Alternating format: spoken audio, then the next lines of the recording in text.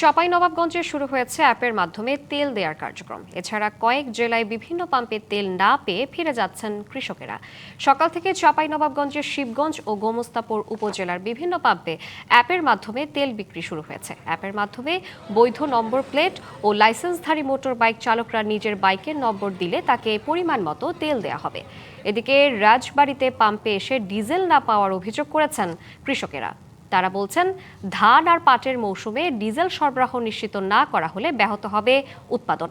তবে পাম্প থেকে তেল নিয়ে লুটপাটের অভিযোগও করছেন কৃষকেরা।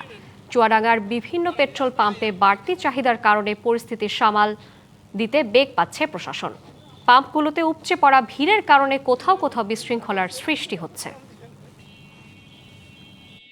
তেল পাচ্ছি না, যেখানেই যাচ্ছি বলছে নাই, কিংবা থাকলেও কি অনেক ক্রাইসিস। পর্যাপ্ত পরিমাণে দরকার, আমরা সেই পর্যাপ্ত পরিমাণে আমরা তেল পাচ্ছি না। চাষিদের একটা ব্যাপক চাপ সৃষ্টি হচ্ছে আমাদের এখানে। আমরা হিমশিম খাচ্ছি এই চাষিদেরকে মোকাবেলা করার জন্য, এবং যে তেলটা পাচ্ছি বেশিরভাগ চাষিদেরকে দিয়ে দিতে হচ্ছে। সকাল 5টায় এসেছি আর সন্ধ্যে 6টায় গিয়ে তেল পাইনি। ওই দায় থেকে বলি তেল শেষ। Lily ultra soft serum gel, যা গভীর থেকে স্কিনে দেয় 3 গুণ সিরাম হাইড্রেশন। সিরাম জেল হাইড্রেশনে ব্রাইট থাকো সব সিজনে।